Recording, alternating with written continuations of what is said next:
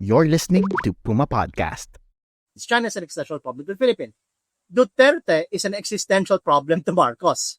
At the end of the day, he should realize that he's the target here because in order for China's um, programs and policies to be advanced by the next administration, whoever is siding with them has to capture state power in 2028. China wants him out eventually so that their policies will be contained. The Dutertes want him out because there's revenge, because revenge is a dish best served cold. So basically, there's a meeting of minds between the Chinese and the Dutertes somewhere there.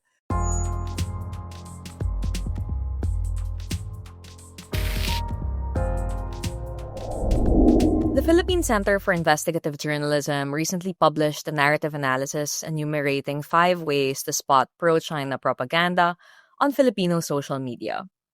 We named 5 red flags. First, echoing official Beijing lines on the West Philippine Sea. Second, being hypercritical of the West but never of China. Third, swinging between downplaying and exaggerating China's threat. Fourth, conflating criticism of China the state with its people, culture, and products. And finally, exaggerating military discord and civil instability.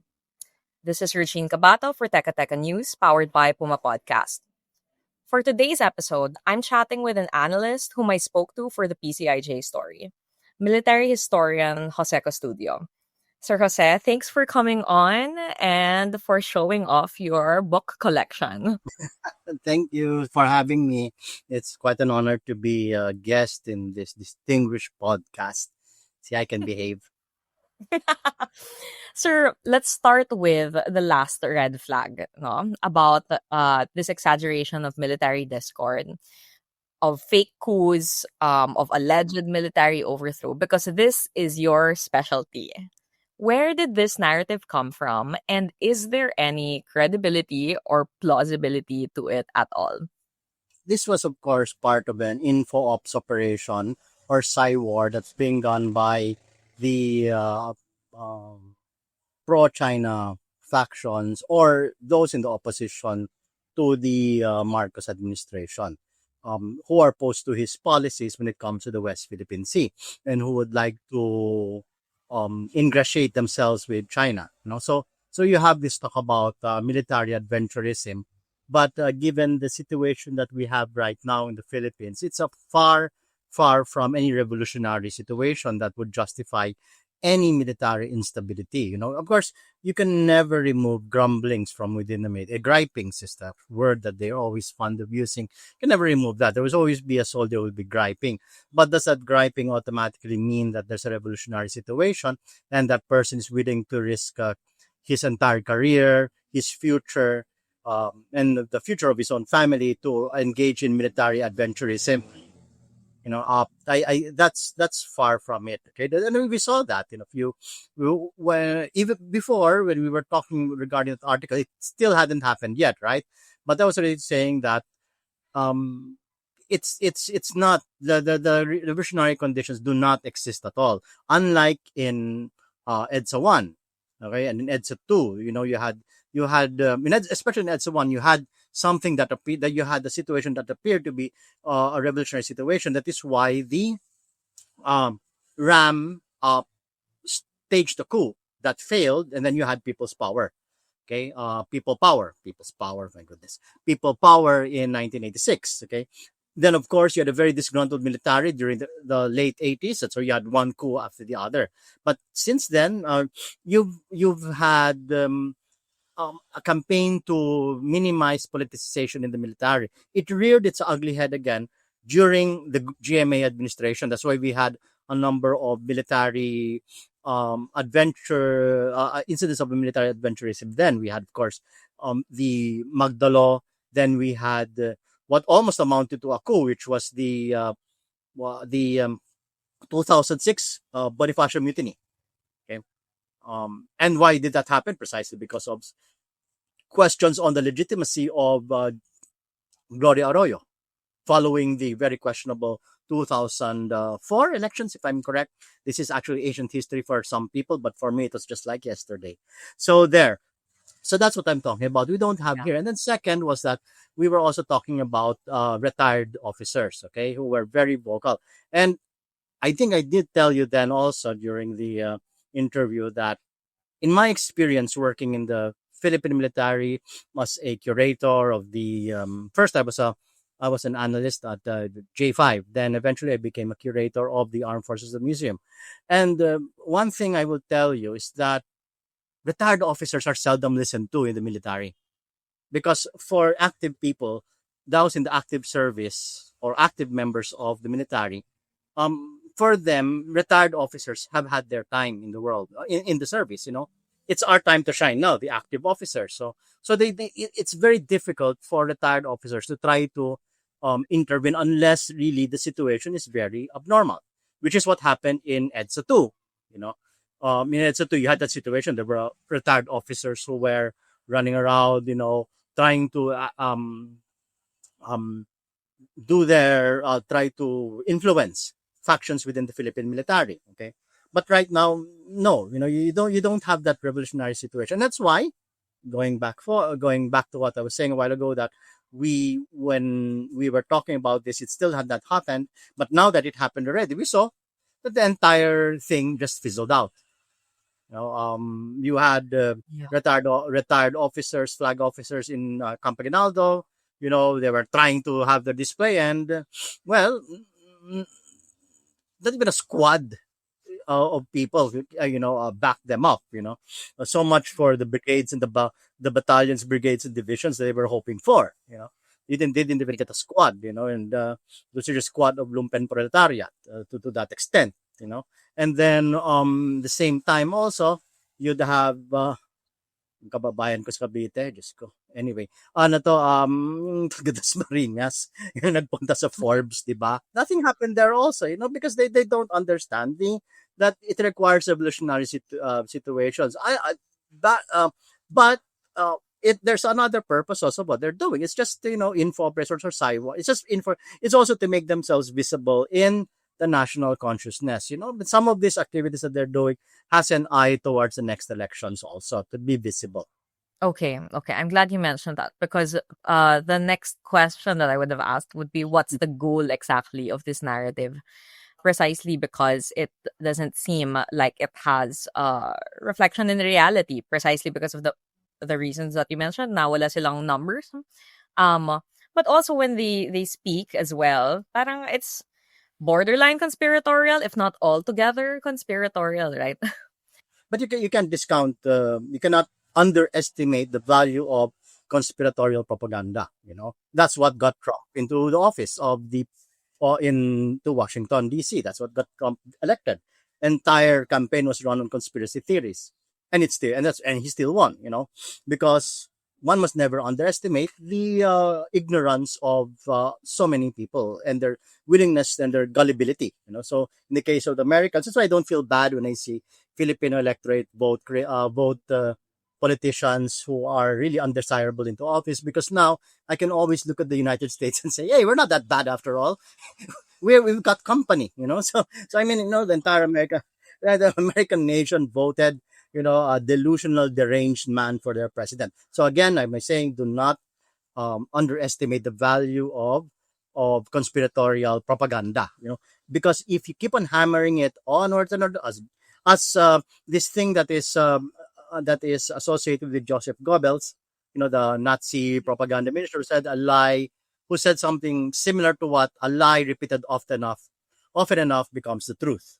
Yeah. So conspiratorial propaganda is just basically lies, and you just repeat it on and on and on until the people believe it. Same thing what happened during Duterte's the pre-Duterte period. All the scaremongering that happened until people finally believed it, and then they got him into office. Elected into office. Same thing with Americans. Demonization of undocumented people. All of those things, and then they got Trump elected into office. And then here now we have in the Philippines again. What happened here was that when Duterte had this alliance with Marcos, he was hoping that it would be a continuity of his regime, in a sense that um, he would be protected by Marcos, and then after Marcos, it would be maybe his daughter as the next president. So they would that would be protection for him. However, the ambition of his side got the better of him from the crassness and ambition of Sara Duterte and his arrogance. That's why you had this falling out between the two sides, and because of that falling out, and because the Dutertes didn't know how to pedal back, you have Duterte now in the ICC in the ICC. So for the propaganda, it's back to square one. They're back to square one again. It's like this is like 2015 or pre 2015 again for them. They have to rebuild. Okay, so yes, it's scary, but we've learned our lessons how to handle them. So if you look at the responses now in social media, the responses against Chinese, this type of Chinese pro-Chinese propaganda spewed by Filipino groups, or individuals, gets checked by by organized netizen responses. Unlike before, they tended to dominate. Now it's not. So they're because it's not that they just learned from whatever experiences they had, but those who were also against them learned also. And to top it all off, you have now the entire BBM propaganda apparatus on your side, on the side of those against the pro-China bloc, which is very considerable. So they're having it's a more difficult time now. Yeah. In fact, whereas before other pages where you say, for example, if you go to their page in the time of Duterte say you would see there would only be a few people who would try to challenge. Like they'd go to Saswat's page or whoever's page. It would be a few only. But now, you have a deluge of people of netizens invading the spaces of these pro-China interest groups. So that's the thing there that makes it a bit different. Yeah, it's worrisome, but again, it's not like before. It's not like before. Yeah, I mean, Competitive the ngayon. let's call it competitive, and the anti-China stand has to be totally stupid to lose this. It's difficult because, like I said, they're back to square one. They don't have political power. The political power is now with the Marcos administration, and to some extent, it sort of rubs off on the groups of what the groups of the Pinklawans, if I use that term. So it Yes, sort the of liberals. the liberals, the Pinklawans, diba? So Okay. ganun, no? Yeah, Yeah. Okay, lots to unpack there. yeah, I also was, I would say, pleasantly surprised that the feedback to the PCIJ story was also competitive as you read the comment sections and the yeah, shares. And a lot of people appreciated it yeah. and were not falling for the propaganda, pro-China propaganda.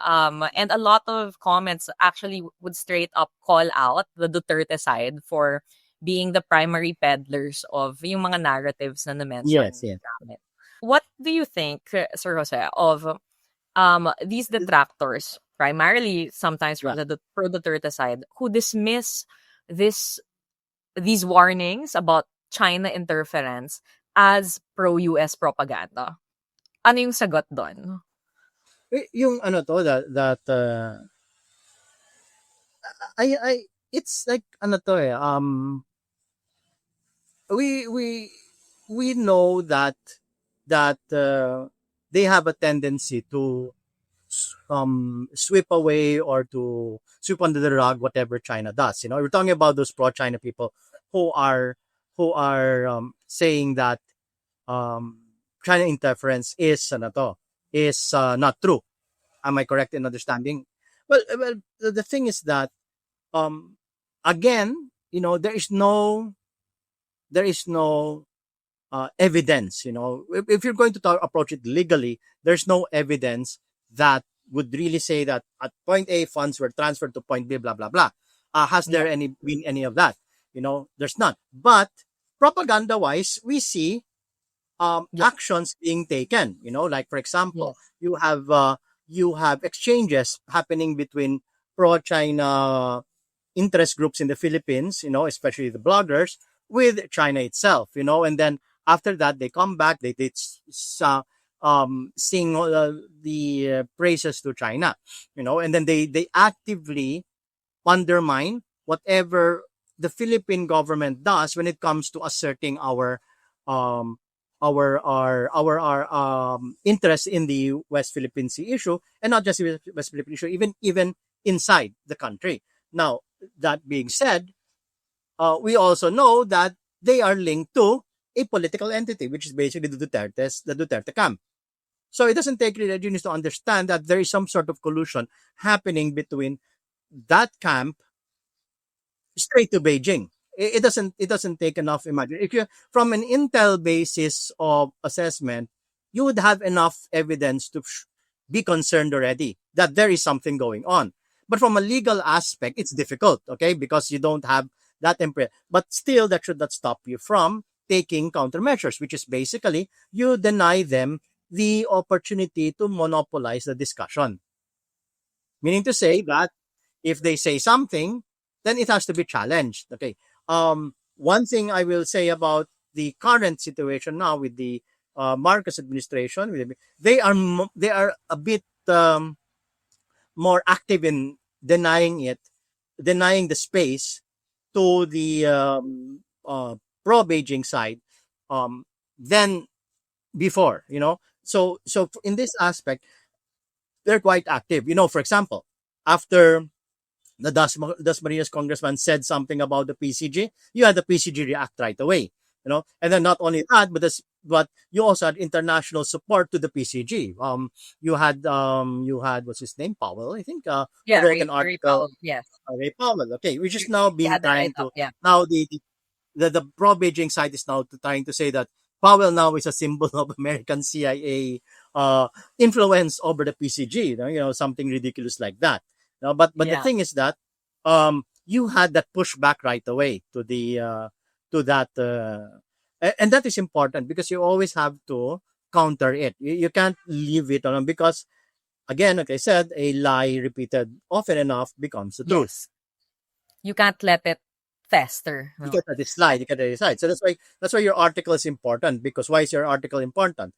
Precisely because it like well, to tell you frankly, as a China, I've been involved in this situation in the West Philippine Sea since the mid 1990s. Okay, so what I'm trying to say here is that we've seen it. We've seen it.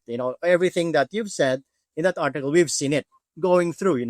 Um, Initially the Chinese were using um, uh, where we're trying to reach out into the Philippine Academy in the 1990s. They were doing that. Yeah. We were warning about those things already. But the one thing I can say that nice about your article is that it organized everything into a compact presentation that is readable and digestible by many people. But Yeah. but or except for those who have difficulty in understanding English. That's why if you look at the comments, they're saying there should be a infographic Yes. in Filipino. Tagalog or in Bisaya. Okay, Yes. Filipino We're and working on Bisaya. it. Yeah, Uh-uh. dapat meron ganon. And then that has to be disseminated also because there Yeah. apparently is a geographic situation going on when it comes to the pro-China narrative. There seems to be geographic character. There's a geographic character of that. That's why they were saying it has to be in Visayan because, like for example, a survey came out recently on the PCG, and then it said that PCG rating is quite high except for one place, which Yes, happened to I be saw that. And the place is yeah, Davao for the oh, listeners. so that means there's a geographic thing going on, there when it comes to perceptions on the effectiveness of pro-China narratives. Okay, so that's why there's this thing that it has to be um uh, translated. Yes, yes. Thank you so much for mentioning all of that. We're definitely working Yeah, on it on the translation, and we're working on a video version as well to try to disseminate it as far and as wide as possible.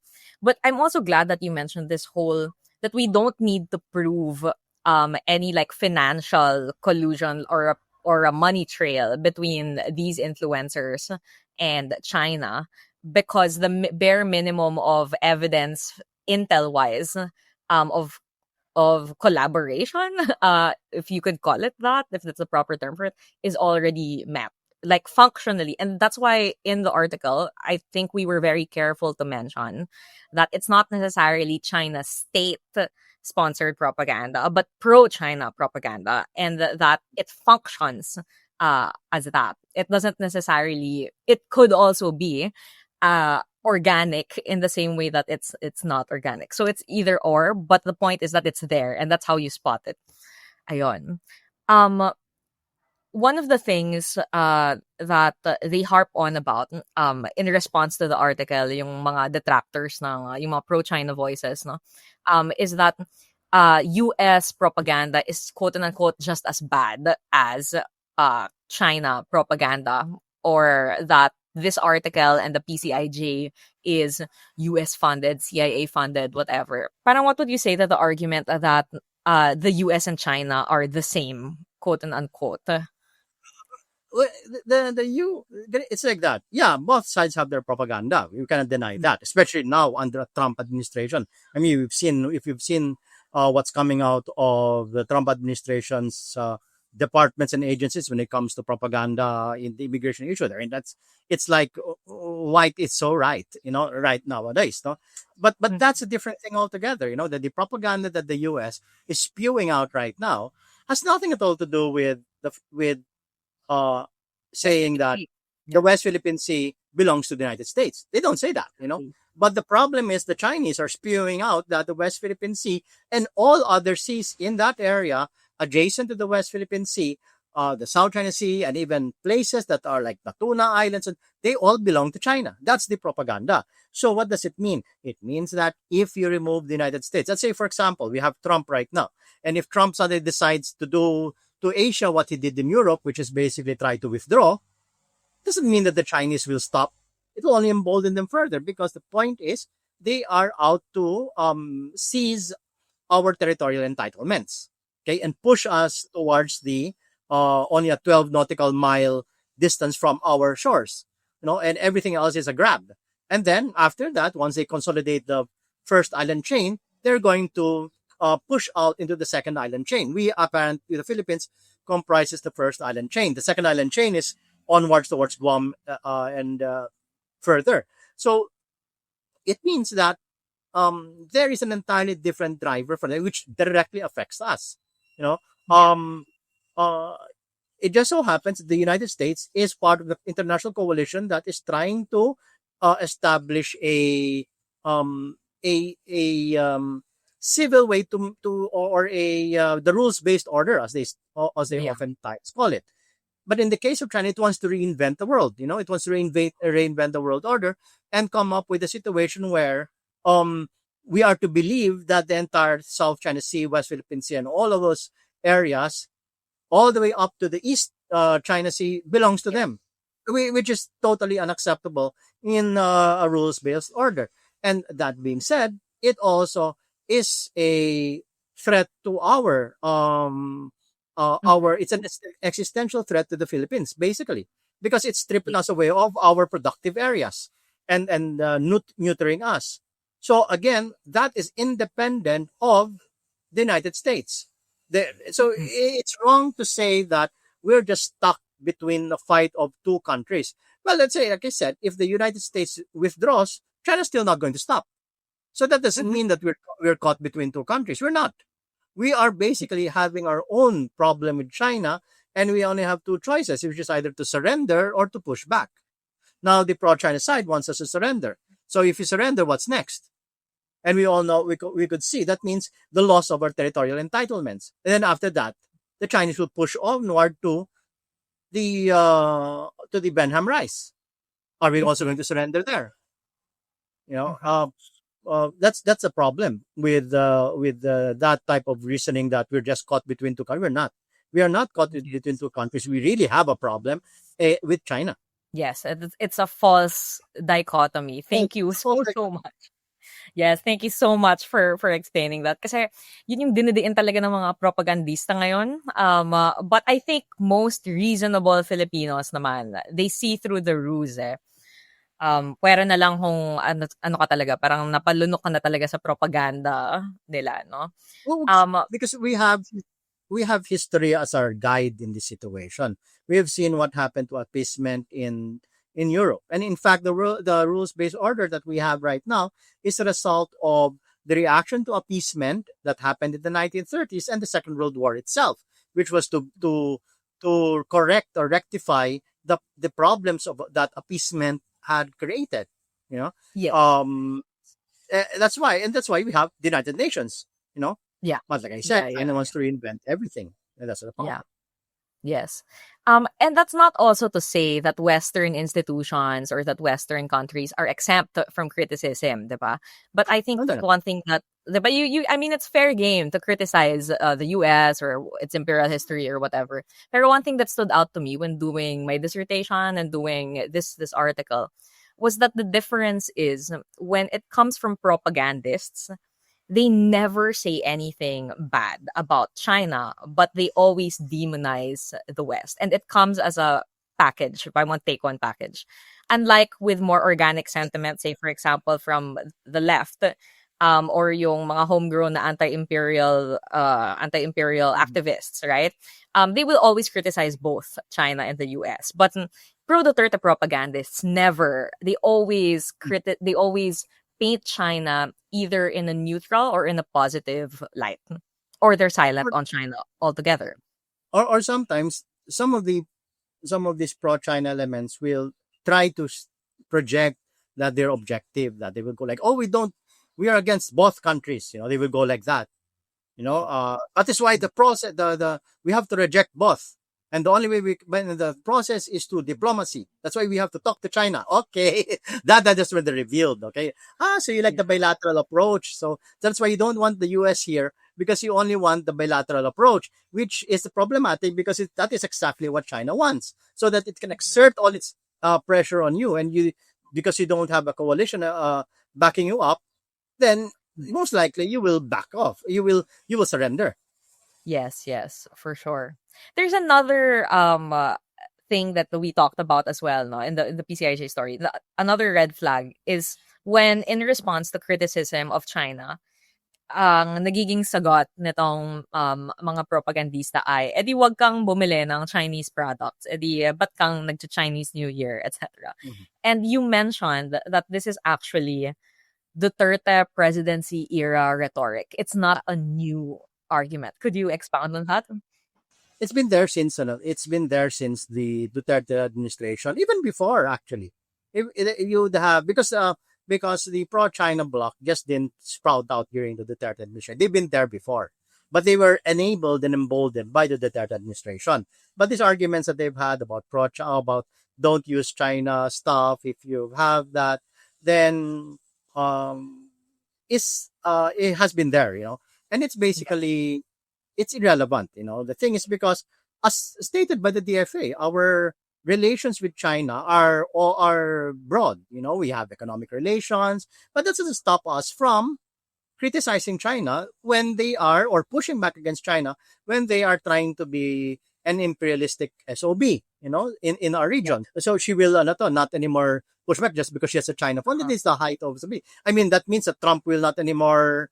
What about Trump? He will not anymore push back against the Chinese because his MAGA hats are all made in China.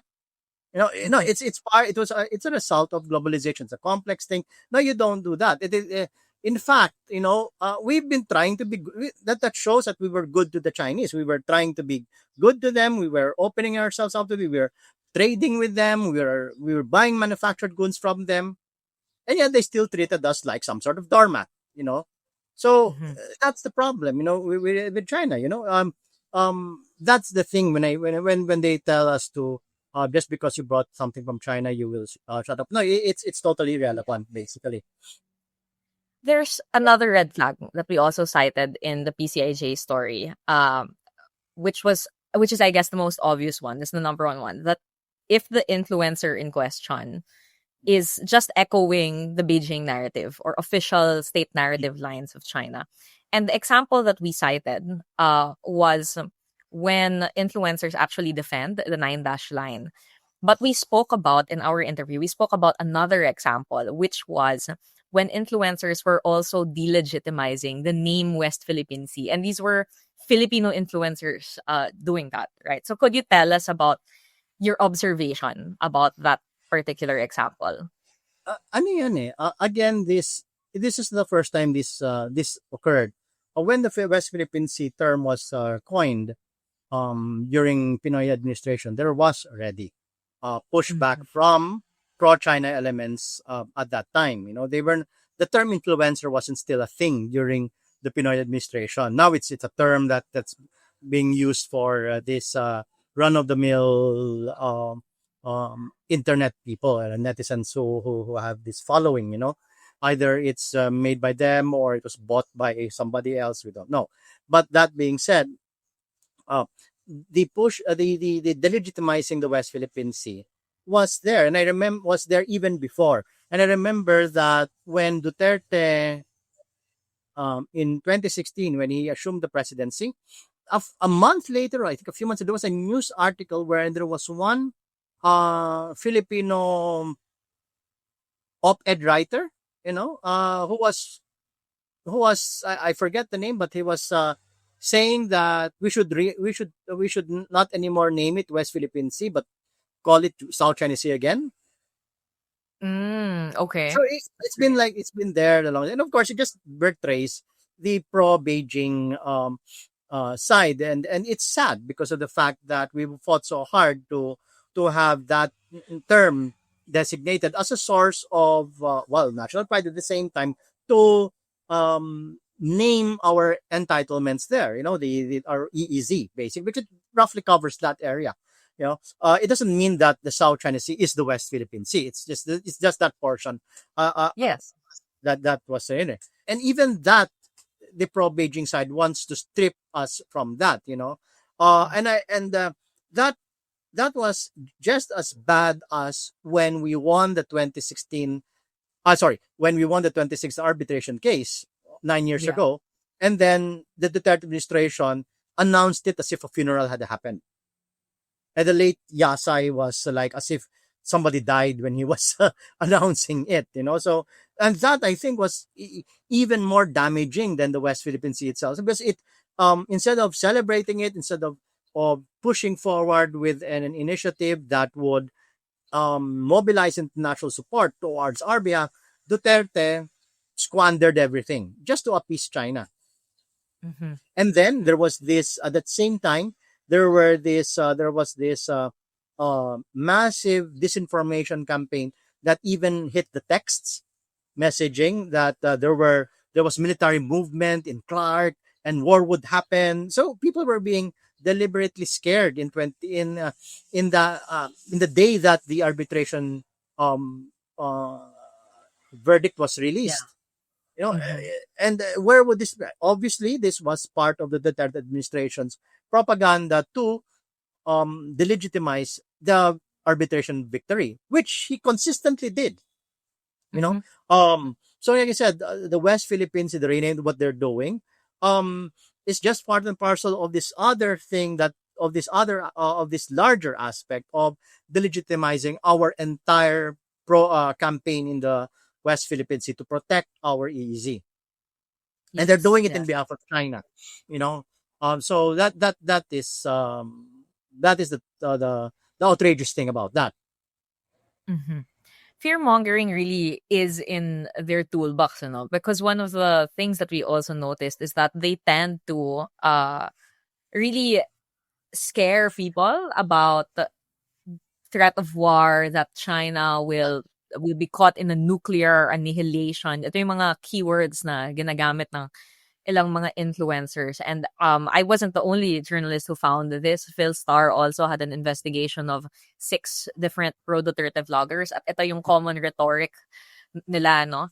But at the same time, meron silang double standard, because when it suits their argument, they will say that, oh, actually, China is not that bad. And you're just exaggerating. We are just being paranoid because Mm. they would never do that to us. But then when it on another week, they will be like, now we provoke China, ganyan, where we're all gonna die. Ganun. What is your comment on this, sir?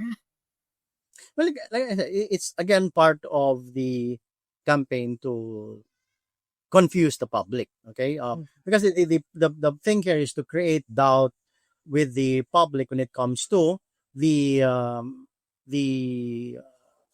policy of the Philippine government to protect our interests in that area. So what they're doing is they're trying to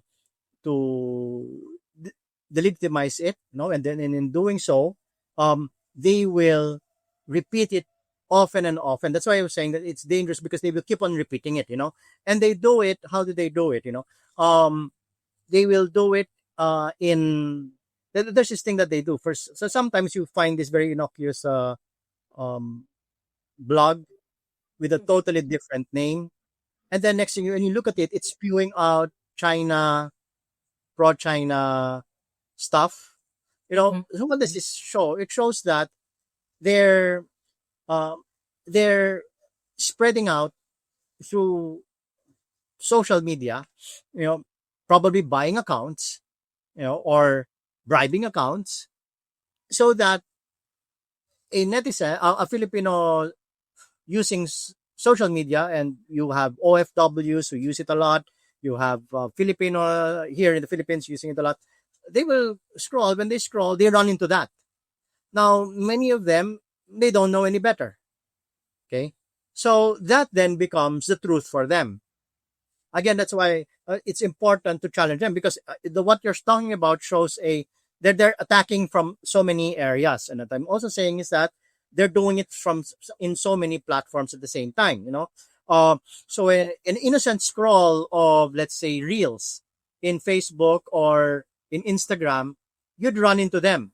You'd run into one. If you make the mistake of clicking into that, Facebook's algorithm or Instagram's algorithm will say that, oh, you like the sites, clicks to the next one. So it then connects all of it. So they're operating on that assumption. So they have this outrageous line, no matter how crazy it is. But the point is that it's how they deliver the disinformation. And they do that by um, mobilizing this network of. So it's not just, we're on, what we're doing to see is that to add to your study, basically, is that, yes, you have the bloggers, the identified ones. But that's just the tip of the iceberg. It's the unidentified ones who share what they have, who are just as co-opted. Then they share it they post it. And you will see that some of them are not even, it's like a blog on food. Yes. Yeah. And then Parang it spews, different uh, topic then it altogether. spews pro-China propaganda. It has a share of, and then then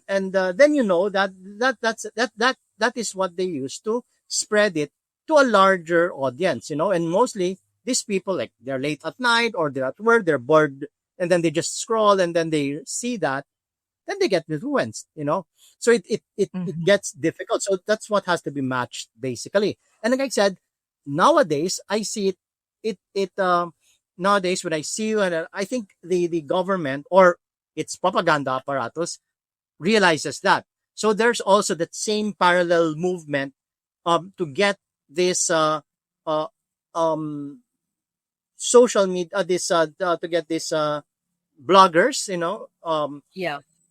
from other areas in social media to also spread um push back against what this Counter. pro-China are doing. You get what I'm Okay. saying, basically. It's not just the message. The message is ludicrous, and that I could say, and that just I said that already, that it's a ludicrous message. It's pro Beijing and blah blah blah. But the thing is, what is important here is the way it's being spread. Okay, it's being Yes. spread by your identifiable bloggers, and it's spread by these unidentified ones. There's this other network that spreads it, and they're made up Mhm. of, like I said, OFW, let's say, support groups, or even provincial, let's say, samahan ng mga blank blank, and then Oo, oo. you'd see something like that come out, My geographical targeting or my demographic traffic targeting. targeting, ganon. Yeah. Is there maybe on a last note for winding down? Yeah. Is there anything more that the Marcos administration should be doing to address this? You think? Well, they should be they should be then they should be sustained in doing it. Okay, they shouldn't let up. And again, they should realize that what's at stake here is that it's not just China. No, it's China's an existential problem to the Philippines. Duterte is an existential problem to Marcos. Okay, so if the Marcos administration chooses to be lackadaisical in its approach to this, then they're going to have an existential problem with Duterte. Because once Duterte is able to take advantage, or the Duterte camp is able to take advantage of whatever lapses the Marcos administration does, you will find them back in power in 2028. You know, so it's not just going to be China that Marcos should be worried about. It's the fact of what the Dutertes will do to him once they get back into power, or if they get back into power, or if he allows them to get back into power.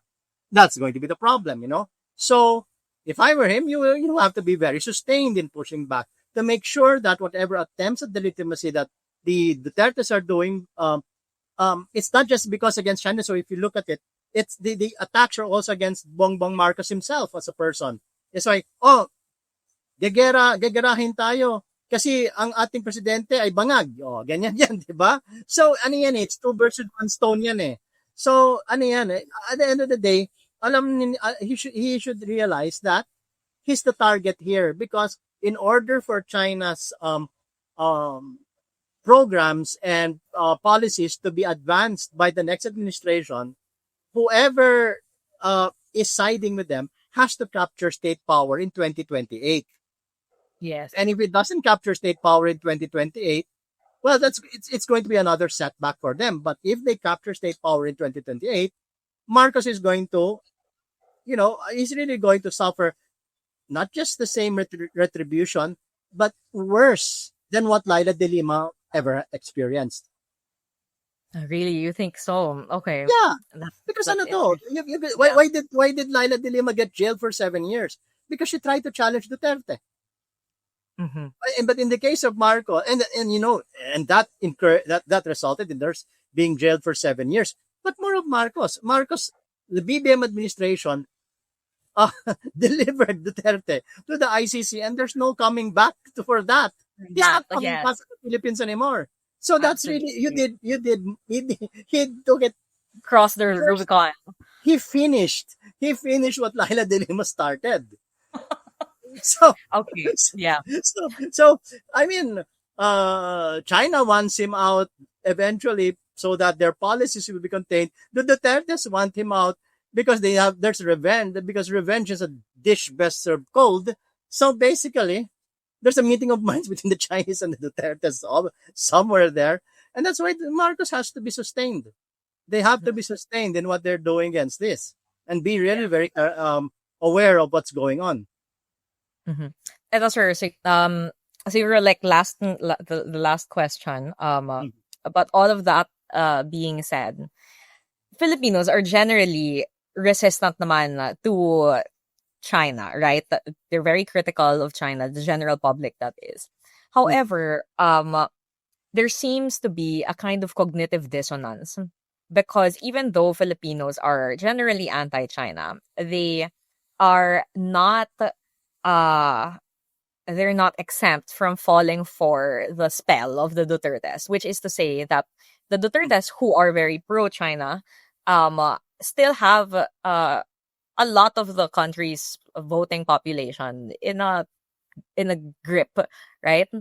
So how do we make sense of that cognitive dissonance of Filipinos being anti-China but voting for pro-China politicians? And what should the public know about it? Well, kasi ganito yan eh. As one of those who has been involved in the West Philippine Sea issue, way before many of the Gen Z were born, all I can say is that the West Philippine Sea was never an electoral issue, and has never been. We would want it to be, but it's never going to be. Why? Because the Philippines has a lot of problems. It has social instability. It is ruled by traditional politics, very feudal in approach. That's why we tend to call our politicians familial names. We give them familiar names like tatay, tita, nanay, etc. Si blank blank ang ama ng syudad, o di ba? Or si blank blank ay ang ama ng bayan or tita ng bayan. Words to that effect, which reflects a very personal feudal approach to politics. E saan mo isisingit ang where will you stick the West Philippine Sea if that's the frame of mind of the Filipinos? So the West Philippine Sea is not a decisive, but it forms a useful tool to discredit the other side. Okay? So you can discredit them by saying that, oh, they don't represent Philippine interests, blah, blah, blah. But don't expect it to be the deciding issue. The deciding issue is still your ability to provide social welfare programs to the Filipinos or make sure that they vote you come election day through traditional political means. Because let's face it, Filipinos are going to vote for the person who last helped them. so that's where the campaign chests come into play. So 2028 will be basically exhaustion of campaign chests. How much money does the camp have? How much money does Marcos have? It's going to devolve into that. And that also raises an issue with the Filipinos. Yes, we do have a lot of resistance to China, blah, blah, blah. But at the same time, one has to understand that the Filipinos, there's a segment that's also very opportunistic in nature. Okay? We see that in the levels of corruption that we have. And like I said in our interview, in the print interview, that what I mentioned, that once you have opportunists in that aspect, you also it's like the handmaiden of treason or traitors. That's why I said that barya-barya 5-5 lang ang traidor sa Pilipinas. Why? Because there are many people who are opportunistic at the same time, and that's what the Chinese concentrate on. They will focus on that, and because if it works for traditional politics, it can also work for the other aspects also, and that's the environment that Marcos has to navigate as he challenges or as he beats back or pushes back against I would say right now what is approaching to be the remnants of the Duterte camp. Okay, given the number of setbacks that it has had, the worst setback being that Duterte himself is in the ICC now, and another setback is Sara Duterte herself tends to be feeding into the propaganda that she's a story that keeps on giving, when she acts erratically, when she does those things, it's not as effective as what Duterte. I think Duterte's bravado before, like it came on a strong man, etc. Gas na yan by this time. So it's not as effective as Sara is not. It's not like her father. It's different. So it's possible for given the years that from now in 2028, it's quite possible for them to contain and eventually marginalize her if that's their goal. So basically, we would like to think that that reforms would create a situation that in 2028 Filipinos will vote wisely. We've been trying to vote wisely, but we haven't found who wisely is for the past decade since 1986, when the Marcos regime was overthrown. So basically that it's a process that's not going to happen overnight. So right now we still have to deal with this situation, that the West Philippine Sea is still a marginal issue. It's not going to be the deciding issue, and that challenging Duterte will take a lot of activities, of which the West Philippine Sea is just but one. But the other and more telling things is, what does the Marcos administration deliver? And if they're able to win in 2028, then I think that would have resulted in the effective marginalization of the Dutertes, and by extension, setting back the pro-China movement in the Philippines for quite some time until it rears its ugly head again eventually. But by that time, I might not be here in the land of the living anymore. Grabe naman, sir. I think that you will definitely still be around. Hopefully, with your stubbornness. But, all that being said, thank you so much for making this interview. And the note, and I think the kicker in the print, as with what you mentioned, is this vigilance that we need to maintain precisely because, in your words, barya-barya 5-5 ang traidor sa Pilipinas. Thank you so much to everyone for listening in, and thank you so much. That was military historian Jose Custodio, and this is Regine Cabato for Teka Teka News, powered by Puma Podcast.